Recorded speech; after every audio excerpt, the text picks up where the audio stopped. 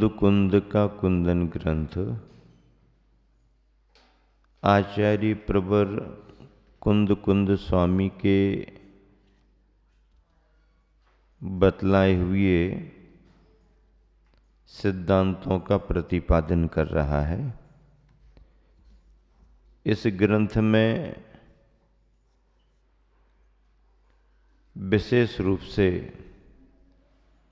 जो बात की गई है वो इस रूप में है कि पहला अधिकार तो रत्नत्रय से संबंधित है और रत्नत्रय में सम्यक दर्शन, सम्यक ज्ञान, सम्यक चारित्र की चर्चा है। इस तरह से रत्नत्रय के अधिकार में अभी आपके सामने सम्यक चारित्र की बात चल रही है। सम्यक चारित्र में मुनियों संबंधी आचरण की चर्चा उपसंहार में आएगी, लेकिन उसके पहले श्रावकों के जीवन में जो चारित्र आता है उनकी भूमिका के अनुसार उसकी चर्चा यहाँ पर की जा रही है। 12 व्रतों की चर्चा है। 12 व्रतों में 5 अनुव्रत, 3 गुणव्रत और 4 शिक्षा व्रत हैं। किसी भी श्रावकाचार को अपन पढ़ें, श्रावक के धर्मों में 12 व्रतों की चर्चा आती ही आती है। यदि दिगंबर जैन परंपरा का श्रावकाचार पढ़े, समझे और स्वीकार करे तो घर में रह करके भी उतना कर सकता है। करने वाला चाहिए, नहीं करने वाला तो कुलाचार का पालन भी नहीं कर रहा। अब उसके लिए श्रावकाचार क्या करेगा? और फिर उसके पास में तर्क वितर्क भी बहुत हैं। पंचम काल है, कलिकाल है, खोटा काल है, ये सब धर्म नहीं करना इसके लिए है, और दौड़ने घूमने के लिए खोटा काल है, पंचम काल है, इससे कोई लेना देना नहीं। हाँ, घर में कोई कार्यक्रम करना हो तो फिर बजट नहीं देखता। कमाने वाला थोड़ा बजट देखे भी तो गृह मंत्रालय, हाँ ऐसा करना, बार बार हो, करो करो करो, तो वहाँ तो करा देंगे। धर्म के काम में अभी रहने तो दो, बाद में देखेंगे, पहले भी तो कर दिया है, तो कटौती कहाँ करेंगे? धर्म के काम में कटौती करेंगे। और घर गृहस्थी के काम में, अरे बहुत समय हो गया, अपन तो कहीं गए ही नहीं, चलो, तो तैयार हो गए, चलो 10-50 हज़ार रुपया घूम आए, खत्म कर दिया। ये कौन करता है? जिसको धर्म के प्रति उतनी श्रद्धा नहीं है, लेकिन जिसकी धर्म के प्रति लगन होती है वो अपने विवेक से, कमाने वाला भी और संभाल के रखने वाली श्रीमती भी, दोनों मिलकर के बाहरी खर्चे कम करो। हाँ, अभी दान नहीं देना तो मत दो, जमा करके तो रखो। हाँ, रखते जाओ रखते जाओ रखते जाओ, लेकिन बाहरी खर्चों को एकदम सब बंद मत करो, थोड़े थोड़े करो। कम में काम चलता, कम में चलाओ। ज़्यादा क्या दिखाना, ज़्यादा क्या करना, बार बार क्या करना। तो ऐसा भाव करके वो संग्रह करते जाते हैं। और धार्मिक भाव रख करके कोई यदि संग्रह करता है भविष्य में इसका हम अच्छा उपयोग करेंगे, इस भाव से कोई संग्रह करता है तो उस गृहस्थ का संग्रह तो होता है, पर वह उसके लिए परिग्रह नहीं होता। हाँ, कितना भी जोड़ के रखे, परिग्रह नहीं माना जाएगा। परिग्रह तो है, लेकिन उसके भावों में परिग्रह नहीं है। हाँ, उसके भावों में परिग्रह नहीं, आसक्ति नहीं है उसकी, लेकिन संभाल करके इसलिए रख रहा, आगे कोई अच्छा अवसर आएगा तो पक्के में इसको लगाएंगे, पक्के में इसको लगाएंगे। इस भाव से जोड़ जोड़ करके कितना भी कोई रख ले, उसका संग्रह तो रहेगा, लेकिन परिग्रह, आसक्ति के रूप में परिग्रह नहीं माना जाएगा, क्योंकि पहले ही से तय है इसको हमें अपने खाने पीने के खर्च में नहीं करना, घूमने फिरने में नहीं करना। हाँ, ये सब केवल सुरक्षित निधि किसके लिए? हाँ, धर्म के लिए। जब भी होगा करेंगे, जब भी होगा करेंगे, जब भी होगा करेंगे। इसका उपयोग अपने लिए नहीं करना, लेकिन जोड़ जोड़ करके जरूर रखेंगे, जोड़ जोड़ करके रखेंगे। तो खूब जोड़ जोड़ के रखो ना। बचपन से ही बच्चों को संस्कार दिया जाता है, लो, हाँ, रखो रखो रखो रखो, लोभी बनाओ, लोभी बनाओ, खर्चीला नहीं, खर्चीला स्वभाव खराब होता है। जब तक खुद कमाने ना लगो तब तक खुले हाथ नहीं होना चाहिए, खर्चीले हाथ नहीं होना चाहिए। आप कमाना शुरू करो तो फिर देखो तुम्हें क्या करना है। तो कहते हैं ना, आमद कम खर्चा ज्यादा, लक्षण है मिट जाने का। आमद कम खर्चा ज्यादा, लक्षण है मिट जाने का। और कुवत कम गुस्सा ज्यादा, लक्षण है पिट जाने का। क्या? कुवत कम, हिम्मत तो है नहीं, बार बार गर्म हो रहे, बार बार झगड़ रहे, बार बार किसी से उलझ रहे, तो फिर पिटोगे। हाँ, तो आमद कम खर्चा ज्यादा, आमदनी तो अपनी कुछ नहीं है और खर्चों पर कोई नियंत्रण नहीं है। परेशानी आएगी ही आएगी, आज नहीं तो कल आएगी ही आएगी। बल्कि आमदनी के हिसाब से उसमें भी कम करते हुए अनुपात से खर्च करना चाहिए। संग्रह करके रखना ये एक बहुत बड़ा कर्तव्य है। भविष्य में कोई परेशानी आ जाए, क्या आवश्यकता पड़ जाए, तो उसके लिए संग्रह करके तो रखो। लेकिन संग्रह के नाम पर उस व्यक्ति का अनुकरण नहीं करना जो महा मक्खी निकाल के भी उसका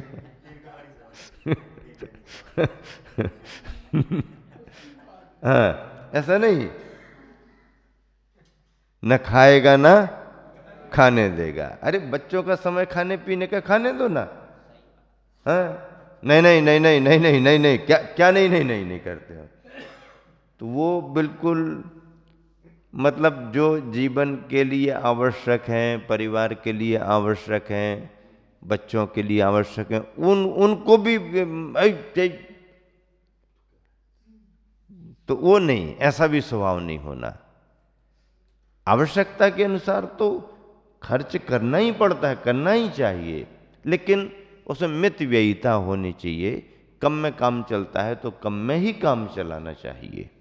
हाँ, और संग्रह करके थोड़ी सी अपनी प्रवृत्ति बना करके बचा बचा करके रखना चाहिए। हाँ, ये गुण परिवार में होना चाहिए। तो इस तरह से जब अपन स्वयं कमाने लगें तो फिर खर्च करो, जिस हिसाब से तुम कमाते हो देख लो।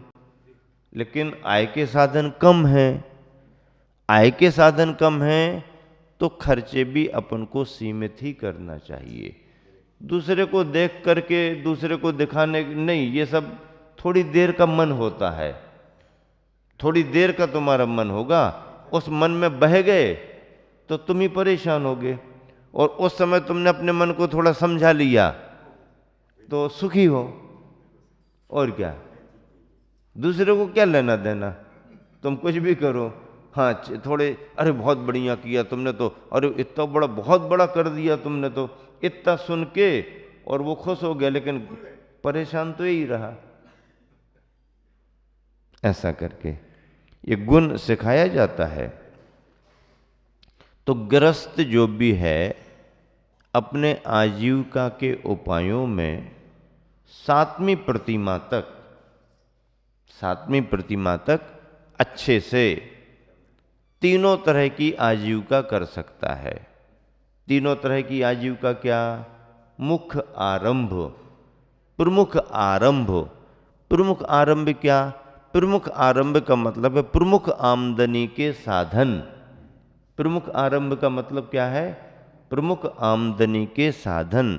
घर में चूल्हा जलाना, पानी भरना, झाड़ू लगाना, कपड़े साफ करना, ये करना वो करना, ये अल्प आरंभ है। घर गृहस्थी का आरंभ, अल्प का मतलब एकदम अल्प नहीं है, यह भी परिवार के हिसाब का आरंभ है। लेकिन जो आरंभ बड़ा आरंभ है, बड़े आरंभ क्या कहलाते हैं? सेवा, कृषि, वाणिज्य। रत्नकरंडक श्रावकाचार्य में लिखा समंतभद्र महाराज जी ने, सेवा, कृषि, वाणिज्य, सर्विस, सेवा यानी नौकरी, ये प्रमुख आरंभ में आएगी। आमदनी का अच्छा साधन है। खेती प्रमुख आरंभ में आएगी। व्यापार प्रमुख आरंभ में आएगा। बड़ा करो तो महाप्रमुख हो जाएगा, उसमें से थोड़ा कम वाला होगा तो प्रमुख हो जाएगा। छोटा, एकदम छोटा होगा तो छोटे के हिसाब से हो जाएगा। पर ये आमदनी के साधन, आजीविका के साधन हैं। इन साधनों से आमदनी होती है। आरंभ क्यों कहा और प्रमुख क्यों कहा? क्योंकि इसमें देखो, यदि किसी ने सर्विस की, अब सर्विस कौन सी है, क्या उसमें जवाबदारी है, वो उसको दोष लगेंगे। मान लीजिए कोई जंगल विभाग में है, अब जंगल की व्यवस्थाएं बनाएगा, ये करेगा वो करेगा, कहीं पर कुछ होगा तो आदेश जारी करेगा, ये इतनी सफाई करो, ये करो वो करो, ऐसा करो, तो उसके ऑर्डर से काम होगा, तो आजीविका उसकी है। लेकिन कार्य आरंभ का, नदी समुद्र संबंधी हो, कारखानों संबंधी हो, लेबर से काम कराने संबंधी हो, किसी भी प्रकार के हो, सर्विस तो सर्विस है। पढ़ाना लिखाना हो, डॉक्टरी हो, इंजीनियर हो, कुछ हो, तो उसके निर्देश से काम हो रहा है, तो जो आरंभ सारंभ होगा उसका दोष इसको भी लगेगा। नहीं, हम थोड़ी कर रहे, तुम करो या ना करो, आदेश तो जारी तुमने किया है, वो तो हमारी नौकरी है, तो उसी नौकरी की बात तो कर रहे हम ये थोड़ी कह रहे कि तुम डायरेक्ट लड़ने झगड़ने जा रहे हो, हैं? हाँ, तो ये दोष लगते हैं। तो सेवा, सर्विस एक। खेती में तो प्रत्यक्ष रूप से दिखाई देता है, प्रमुख आरंभ है। व्यापार में हम कुछ थोड़ी करते हैं, मंगाते हैं और बेचते हैं, तो मंगाने और बेचने में आवागमन, वहाँ से मंगाया यहाँ भिजाया, मंगाया भिजाया, ट्रांसपोर्टिंग, दिन रात 24 घंटे, वही तो आरंभ है। फिर जो सामान आपने खरीदा है, किसी ने बनाया है, बनते समय क्या क्या करना पड़ता है, वो सारे दोष उससे जुड़ते हैं। फिर क्या करें महाराज जी, अब सब बंद कर देंगे तो काम कैसे चलेगा? तो हम बंद कहाँ करा रहे, हम तो समझा रहे हैं बंद कहाँ करा रहे, समझा रहे, समझो तो पहले। हाँ, तो इन्हीं प्रमुख आरंभों से जो दोष लगते हैं उसके लिए प्रतिदिन श्रावकाचार का पालन करो। दान पूजा, दान पूजा, दान पूजा, दान पूजा, दान पूजा। अब महाराज जी पूजा तो रोज कर लेंगे, लेकिन दान कहाँ से करें? करना भी चाहते हैं तो रोज कोई महाराज जी थोड़ी मिलते हैं, और महाराज जी भी हों तो भी इतना लाभ कहाँ? तो अकेले महाराज जी को ही देना दान नहीं है, दान के अनेक स्वरूप हैं। आहार दान तो है ही, औषधि का दान भी होता है, मंदिरों में उपकरण देने का दान भी होता है, जिनवानी है, देवसास गुरु के आयतन है, आदि आदि, ये सब दान में जाते हैं। आवास दान है, बसतिकाएँ हैं, औषधि है, आहार है, सब उपकरण है, ये सब दान में आते हैं। तो इस तरह से 12 व्रतों में सानंद श्रावक अनुव्रत 5 पाले, आरंभ नाशक गुणव्रत 3 धारे, शिक्षा व्रतों 4 धरे, वह कहा था सागार संयम सुचारित सौख्यदाता। ये श्रावक के 12 व्रतों की चर्चा। 12 व्रतों में सप्तम प्रतिमा तक ये सब कर सकता है, विवेक पूर्वक करेगा, सावधानी से करेगा। फिर 8वीं में आरंभ त्याग, 9वीं में परिग्रह त्याग, 10वीं में अनुमति त्याग और 11वीं में उद्दिष्ट त्याग। ये श्रावक के सोपान, सीढ़ियाँ, क्रमशः आगे बढ़ने के पायदान पायदान, एक एक सीढ़ी, सोपान हैं जिनके माध्यम से गृहस्थ श्रावक आगे बढ़ता है। अब देखिए मुनियों का संयमाचरण चारित्र। पंचेन्द्रिय संवरणम पंचवया पंचविंश क्रियासु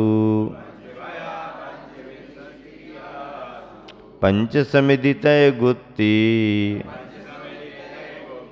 संयम चरणम निरायारम।